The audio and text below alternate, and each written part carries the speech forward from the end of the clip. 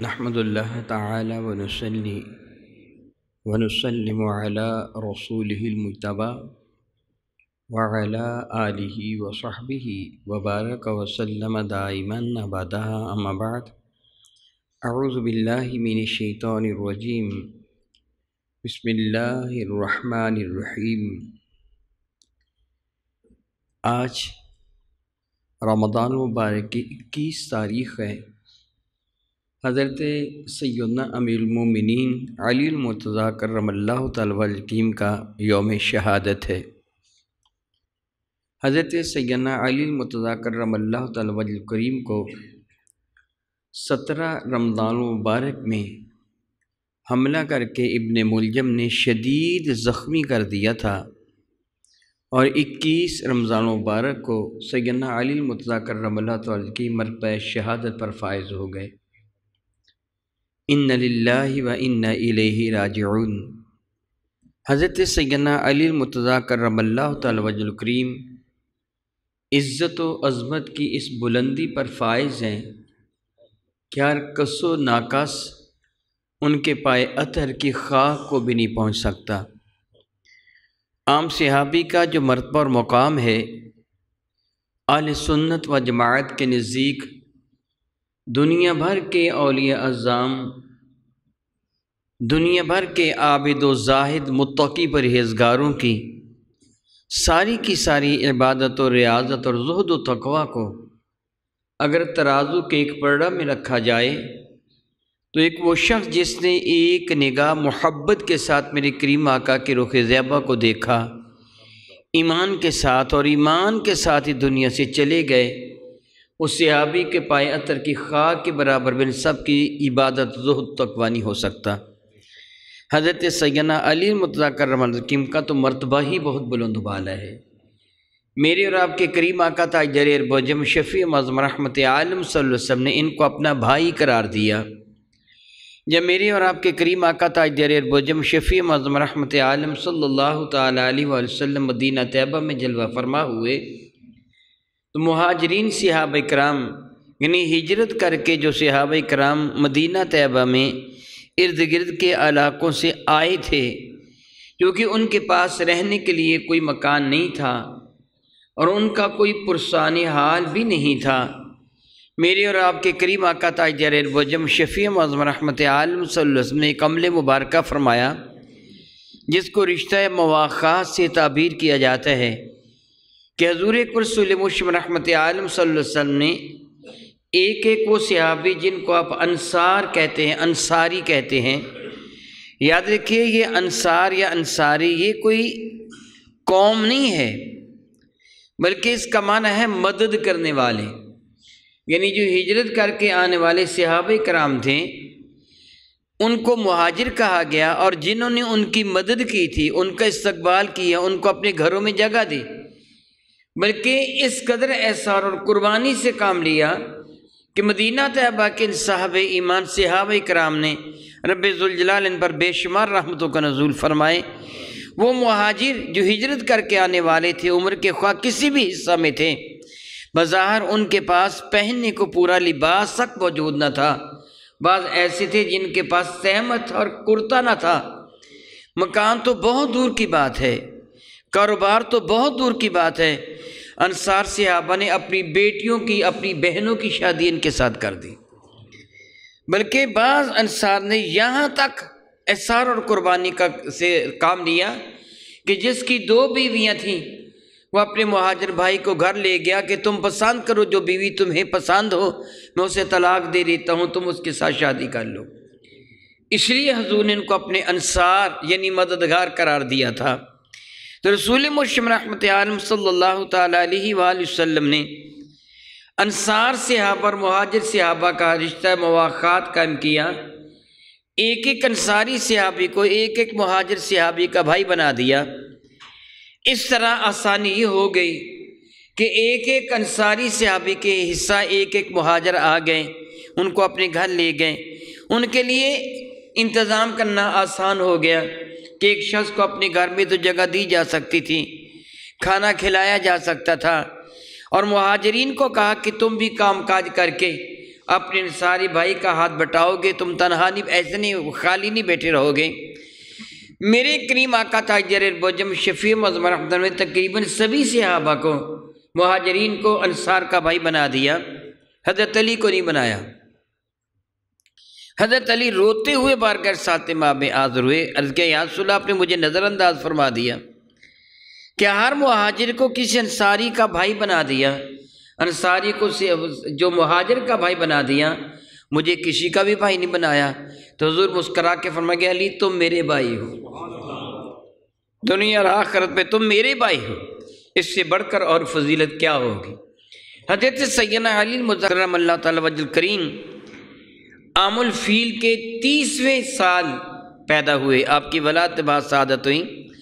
میرے اور آپ کے کریم آقا تاجر البجم شفیع معظم رحمۃ اللہ نے اعلان نبوت فرمایا تو آپ کی عمر 8 یا 10 برس کی تھی۔ اگر 30ویں سال مانا جائے تو آپ کی عمر 10 برس کی بنتی ہے کہ میرے کریم آقا عام الفیل میں پیدا ہوئے تھے، اس سال پیدا ہوئے تھے۔ عام الفیل سے مراد وہ سال ہے جس سال ابرا کے ہاتھیوں نے حرم کعبہ پہ حملہ کرنے کی کوشش کی تھی اور رب کائنات ان کو خس و خاشاک میں تبدیل فرما دیا تھا، جس کا ذکر سورۃ الفیل قرآن کریم کے اندر موجود ہے۔ اسے عام الفیل کہا جاتا ہے، یعنی ہاتھیوں والا سال۔ عام سال کو کہتے ہیں، فیل سے مراد ہاتھی، ہاتھیوں والا سال۔ میرے کریم آقا تاجر البجم شفیع معظم رحمت عالم صلی اللہ علیہ وسلم کے گویا اعلان نبوت فرمانے سے تقریباً 10 سال پہلے حضرت ولی المرضی کی ولادت بعد سعادت ہوئی۔ قطب سیرہ میں ہے کہ میرے اور آپ کے کریم آقا تاجر البجم شفیع معظم رحمت عالم صحن حرم میں موجود تھے۔ آپ کی چچی محترمہ حضرت فاطمہ بنت اسد رضی اللہ تعالی عنہا، میرے کریم آقا نے بھی اعلان نبوت نہیں فرمایا تھا۔ میرے کریم آقا رسول عربی شفیع معظم رحمت کے والد ذی وقار حضرت سیدنا عبداللہ حضور کی ولادت سے قبل ہی جہان رنگ و بو سے عالم بالا کی جانب تشریف لے گئے تھے، اور 6 سال کی عمر تھی میرے نبی کی جب سیدہ آمنہ خاتون سلام اللہ تعالی علیہ بھی عالم بقا کی جانب صداری۔ پھر میرے کریم آقا رسول عربی شفیع معظم رحمت کی کفالت آپ کے محترم دادا حضرت عبدالمطلب نے اپنے ذمہ لے لی۔ حضرت عبدالمطلب بھی دنیا سے تشریف لے گئے۔ حضور کی ظاہری زندگی کا 8واں برس تھا۔ حضور حضرت ابو طالب اپنے چچا کی زیر کفالت آ گئے۔ حضرت سیدہ فاطمہ بنت اسد جو حضور کی چچی ہیں، حضرت ابو طالب کی زوجہ محترمہ، میرے نبی ان کو امی بعد امی، یعنی میری ماں کے بعد یہ میری ماں ہے فرمایا کرتے تھے، اور وہ آپ سے شدید محبت کرتی تھیں۔ میرے نبی بھی ان سے ٹوٹ کر پیار فرماتے تھے۔ فاطمہ بنت اسد طواف کعبہ کر رہی تھیں، میرے اور آپ کے کریم آقا رسول اللہ بھی وہیں موجود تھے۔ حضور نے ملاحظہ فرمایا کہ چچی محترمہ کچھ پریشان ہیں، ان کے چہرے پر پریشانی کے کرب کے اثرات ہیں۔ تو آپ نے فرمایا چچی خیریت ہے؟ میں آپ کو تکلیف میں دیکھ رہا ہوں، کیا بات ہے؟ تو حضرت فاطمہ نے ہچکچاتے ہوئے کہا میرے پیٹ میں درد ہو رہا ہے، حضرت علی کی ولادت کا وقت قریب تھا۔ تو حضور اکرم رسول مشرم رحمۃ اللہ نے سوال فرمایا کیا تم اپنا دعا پورا کر چکی ہو؟ تو نے عرض کی ابھی 3را شوط ہے، 3را چکر ہے۔ حضور نے فرمایا اپنا دعا پورا کرو، اگر اس دوران درد بڑھ جائے تو حرم کعبہ کے اندر چلی جانا۔ اس وقت حرم کعبہ کے دروازوں پر کوئی یہ کھڑکیاں وغیرہ نہ لگی تھیں، کھلے دروازے تھے، کوئی کسی طرح کا پٹ لگا ہوا نہیں تھا۔ جب 4تھا شوط تھا تو آپ کا درد بڑھ گیا۔ حضرت فاطمہ بنت اسد حرم کعبہ کے اندر تشریف لے گئیں۔ جب باہر آئی تو ان کی گود میں علی المرتضیٰ تھے کرم اللہ تعالی وجہ الکریم، یعنی آپ کی ولادت بعد ساتھ حرم کعبہ کے اندر ہوئی۔ حضرت ابو طالب کو پتہ چلا، بہت خوش ہوئے، اپنی آغوش محبت پر اپنے لخت جگر کو لیا اور نام زید رکھا۔ ماں نے نام اسد، بعض روایتوں میں حیدر رکھا تھا۔ میرے کریم آقا رسول عربی بھی جلوہ فرما ہوئے، حضرت علی المرتضیٰ کو اپنے ہاتھ میں لیا، اپنے مبارک دست مقدس پہ حضرت علی المرتضیٰ کو لیا، دونوں ہاتھوں میں پکڑ کر سینے کے ساتھ لگایا، اور پھر چچا محترم سے پوچھا آپ نے اس کا نام کیا رکھا ہے؟ تو چچا نے کہا کہ میں نے اس کا نام زید رکھا ہے۔ چچی محترمہ نے کہا میرا خیال میں اس کا نام اسد رکھوں یا حیدر رکھوں۔ میرے قریب فرمانے لگے نہیں، اس کا نام تم علی رکھو، جو علو مرتبت اور عالی ہمتی کی جانب یہ اشارہ کرتے ہیں۔ حضرت فاطمہ بنت اسد نے عرض کیا اللہ کی قسم میری جانب القاء کیا جا رہا تھا کہ اس کا نام علی رکھنا، مگر میں نے اس کو چھپا رکھا تھا، چنانچہ میرے کریم آ کر رسول اللہ نے ان کا نام علی رکھا۔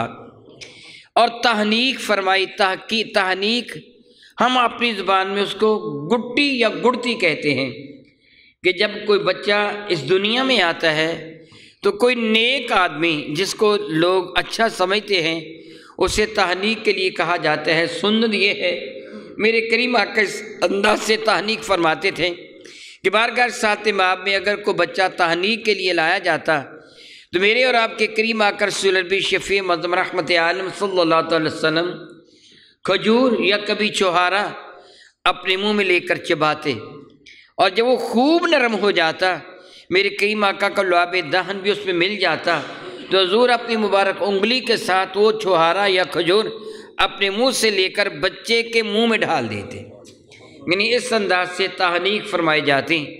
لیکن حضرت علی کی تحنیک اس طرح نہیں کی، بلکہ میرے کریم آقا نے ان کو اپنی آغوش محبت میں لے کر اپنی زبان ہی ان کے منہ میں ڈال دی، اور حضرت علی مرضی نے میرے کریم آقا کی زبان کو چوسا، یہی آپ کی تحنیک تھی۔ یعنی حضرت علی مرضی نے فرمایا کرتے تھے میں وہ خوش قسمت ہوں کہ جس کے پیٹ میں سب سے پہلے جو شے گئی وہ رسول رحمت کا لعاب دہن تھا۔ میں نے آنکھیں کھولی، سب سے پہلے جس شخصیت کی میں نے زیارت کی وہ رسول عربی کا رخ زیبا تھا۔ حضرت سیدنا علی مرتضیٰ کرم اللہ تعالی وجہ الکریم اپنی عمر کے 6 برس میں تھے کہ جب مکہ مکرمہ میں 61 سالی ہوئی۔ میرے کریم آقا تاجر البجم شفیع معظم رحمت عالم صلی اللہ علیہ وسلم کی مبارک شادی ہو چکی تھی۔ حضرت عباس رضی اللہ تعالیٰ عنہ آپ کے چچا میرے نبی ان کے ہاں تشریف لے گئے، فرمان لگے چچا جی دیکھو چچا ابو طالب کے اولاد عیال زیادہ ہیں، 61 سالی ہیں، بچوں کی پرورش بہت زیادہ مشکل ہے، میرا جی یہ چاہتا ہے کہ ہم ان کے معاون بنیں، ان کا ایک بچہ آپ لے لیں، ایک بچہ میں لے لیتا ہوں، ایک کی آپ پرورش کریں، آپ صاحب ثروت ہے، ایک کی پرورش میں کرتا ہوں۔ حضرت عباس کو میرے نبی ساتھ لے کر حضرت ابو طالب کے پاس آئے اور آ کر اپنے مدعا کا اظہار کیا کہ چچا میرا خیال ہے کہ آپ کا ایک بچہ میں لے لیتا ہوں، ایک بچہ چچا عباس لے لیتے ہیں، اور اس طرح آپ کا بوجھ کچھ کم ہو جائے گا، بچے چھوٹے ہیں ابھی کام کاج نہیں کر سکتے، جب تک یہ بڑے ہوں گے ان کا بوجھ ہم برداشت کریں گے۔ حضرت ابو طالب نے کہا کہ عقیل کو میرے پاس رہنے دو، یہ میری خدمت کرے گا، ان کے سوا جس کو آپ چاہیں لے لیں۔ چنانچہ حضرت عباس سے حضرت جعفر بن ابی طالب کو لے لیا، میرے نبی نے حضرت علی المرتضیٰ کو لے لیا۔ اس طرح آپ کی ابتدائی پرورش بھی میرے اور آپ کے کریم آقا کے زیر نگرانی ہوئی، اور جب میرے اور آپ کے کریم آقا تاجر البجم شفیع معظم رحمت اللہ نے اعلان نبوت فرمایا، یعنی رب کائنات جل وعلا نے حضور سید عالم صلی اللہ علیہ وسلم کی جانب غار حرا میں جبریل امی کو بھیجا اور قرآن کریم کا نزول ہوا، تو میرے اور آپ کے کریم آقا حضور رحمت عالم صلی اللہ تعالی علیہ وسلم اپنے کا شان مقدس میں جلوہ فرما ہوئے، جلوہ گر ہوئے، تو آپ کے جسم انور پہ کپ کپی تاری تھی۔ حضرت سیدہ خدیجہ الکبریٰ کو میرے نبی نے فرمایا رضی اللہ تعالیٰ عنہ، اے خدیجہ مجھے کمل اڑا دو، زملونی زملونی، مجھے کمل دے دو، کمبل دے دو۔ میرے کریم آقا کی جسم انور پہ کپ کپی سی تاری تھی۔ سیدہ خدیجہ نے عرض کیا کہ کیا ہوا، تو میرے نبی نے وہ ساری تفصیل بیان فرمائی جو غار حرا میں میرے کریم آقا کے ساتھ پیش واقعہ آیا تھا۔ حضرت خدیجہ الکبریٰ رضی اللہ تعالیٰ نے عرض کیا کہ مجھے معلوم ہوتا ہے کہ وہی فرشتہ ہے جو انبیاء کے پاس حاضر ہوتا رہا ہے، وہی آپ کے پاس حاضر ہوا ہے۔ پھر آپ ورقہ بن نوفل کے پاس لے کے گئیں، ورقہ بن نوفل نے اس بات کی تائید و تصدیق کی کہ یہ اللہ تعالیٰ کے نبی ہیں۔ چنانچہ حضرت خدیجہ آپ کے گھر کے جو افراد تھے، حضرت سیدہ خدیجہ الکبریٰ رضی اللہ تعالیٰ عنہ، آپ کی 4 شہزادیاں نبی زادیاں، حضرت سیدہ زینب، حضرت سیدہ رقیہ، حضرت سیدہ ام کلثوم، حضرت سیدہ فاطمہ الزہرا رضی اللہ تعالی عنہن۔ گھر کے افراد میں یہ بھی شامل تھے حضرت سیدنا علی المرتضیٰ کرم اللہ تعالی وجہ الکریم، حضرت سیدہ خدیجہ کا آزاد کردہ غلام جو رسول رحمت کی غلامی میں تھے، حضرت سیدنا زید بن حارثہ۔ یہ گھر کے افراد تھے جن کے اسماء گرامی قدر میں نے ابھی گنے ہیں۔ سیدہ خدیجہ الکبریٰ، ان کی 4 شہزادیاں، حضرت علی المرتضیٰ اور ان کے غلام یعنی حضرت خدیجہ کے غلام زید بن حارثہ، یہ گھر کے اندر موجود تھے۔ جب میرے نبی نے ان کے سامنے چیز کا اظہار فرمایا تو یہ سارے کے سارے میرے نبی پر ایمان لے آئے۔ گویا وہ لوگ جو سب سے پہلے میرے نبی پر ایمان لانے والے ہیں، ان میں حضرت سیدنا علی المرتضیٰ کرم اللہ تعالی وجہ کریم بھی شامل ہیں۔ خود فرماتے ہیں کہ پیر کے دن رسول رحمت نے اعلان نبوت فرمایا، منگل کے دن میں نے آپ کے پہلو میں کھڑے ہو کر اللہ تعالیٰ کی عبادت کی ہے۔ یہ تو تھا اعلان ایمان۔ روایات مقصہ میں مرقوم ہے، جس طرح امام ترمذی نے جامع میں بھی نقل فرمایا کہ حضرت علی مرتضیٰ نے زمانہ جاہلیت میں بھی کبھی کسی بت کو سجدہ نہیں کیا، یعنی زمانہ جاہلیت میں بھی اللہ تعالیٰ جل وعلا نے آپ کو محفوظ رکھا تھا۔ حضرت صدیق اکبر کے بارے میں بھی یہی معروف ہے کہ آپ نے نہ شراب پی تھی اور نہ کسی بت کو سجدہ کیا تھا۔ یعنی بعض وہ ہستیاں تھیں کہ جو بتوں سے اظہار نفرت کرتی تھیں، جس طرح حضرت ورقہ بن نوفل بھی، یعنی کچھ وہ لوگ تھے جو بتوں سے اظہار نفرت کرتے تھے۔ اکثریت مکہ مکرمہ کے رہنے والی بت پرست تھی، مگر سارے بت پرست نہیں تھے۔ کچھ وہ تھے جو بتوں سے اظہار نفرت کرتے تھے، بعض وہ تھے جنہوں نے عیسائی مذہب یا دوسرے مذہب قبول کر رکھے تھے اور وہ بتوں کے ساتھ نفرت کا اظہار کیا کرتے تھے۔ حضرت علی بھی انہی میں شامل تھے جو بتوں سے اظہار نفرت کرتے تھے۔ میرے کریم آقا تاجر اربجم شفیع معظم رحمت عالم صلی اللہ علیہ وسلم کے اعلان نبوت فرمانے سے لے کر آخر وقت تک حضرت علی مرتضیٰ میرے کریم آقا کے معاون رہے۔ جس طرح ان کے والد ذی وقار حضرت ابو طالب اور والدہ محترمہ حضرت فاطمہ بنت اسد رضی اللہ تعالیٰ عنہا میرے کریم آقا تاجر اربجم شفیع معظم کی زبردست معاون تھیں۔ بلکہ جب حضرت فاطمہ بنت اسد کی رحلت مبارکہ ہوئی، وہ آپ پر ایمان لا چکی تھیں، بالکل ابتدا میں آپ پر ایمان لے آئی تھی۔